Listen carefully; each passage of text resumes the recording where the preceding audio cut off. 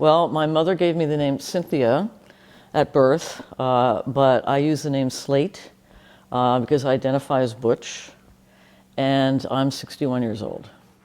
Have you faced a lot of challenges and adversity through the years? Whew, that's a big question. Well, to tell you the truth, I haven't had a lot of adversity.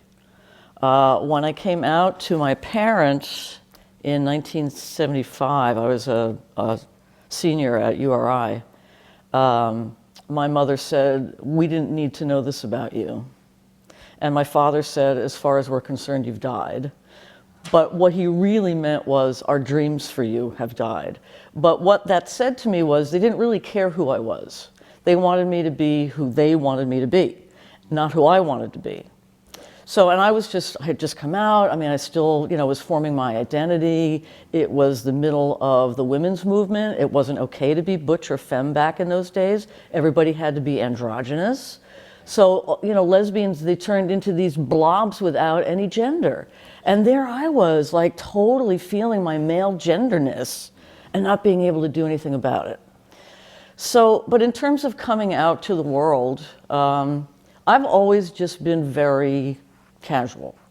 I will just tell people, if I've met them for the first time, I will tell them, and they're kind of forced to deal with how casual I am about it. But I also live in a state where it's okay now to be queer. And I do identify more as queer. I mean, I love the fact that the queer movement came along in the 90s because that gave those of us who have gender difference an opportunity to start expressing it, because prior to that, like I said, it wasn't okay. So the queer movement kind of saved me in a way, because I think I would have been kind of stuck in that nowhere land that didn't make any sense to me. But adversity, I can tell you the truth, it hasn't been that bad. So being queer, do you think that the process of aging is different for you?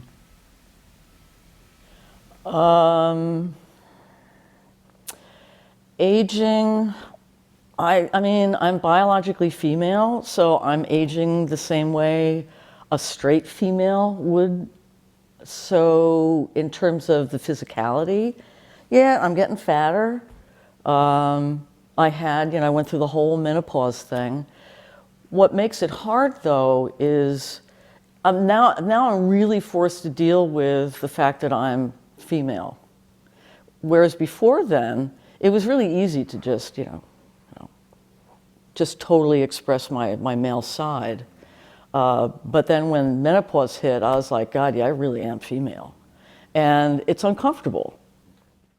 Are there any specific challenges that you're facing as you grow older?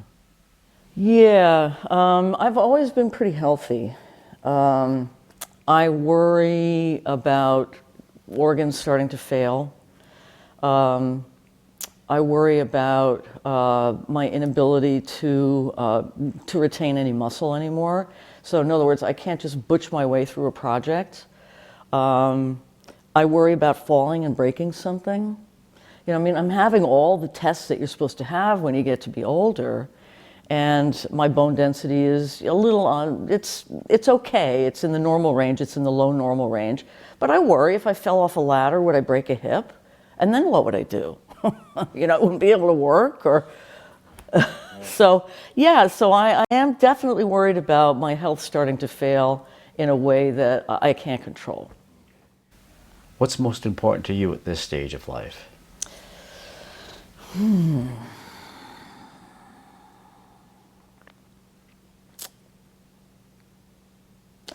I think security, feeling secure.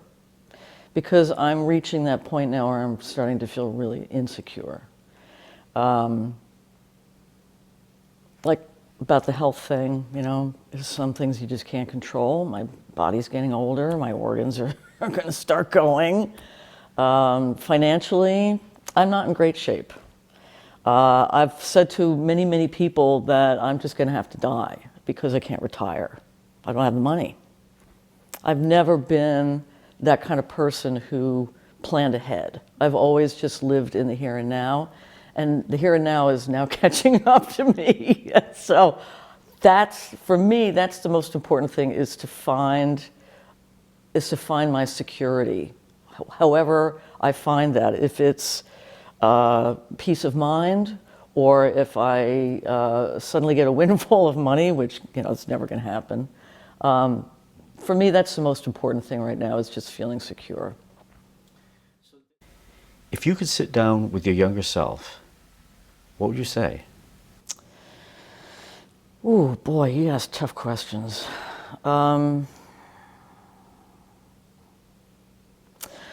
would say, I know now, at my age, and how I've lived and what I've lived through, that all the things that you felt were wrong about you were coming from someone else, that you're actually right on the money.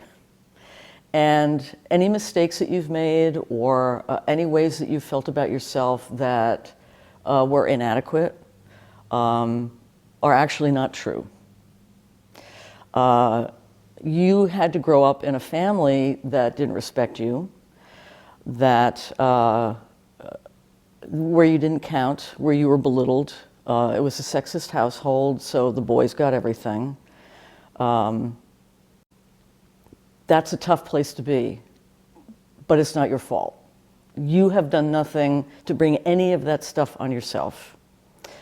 And at some point, after years of therapy, you will understand that, and you will come to love yourself and accept who you are, and be proud of it.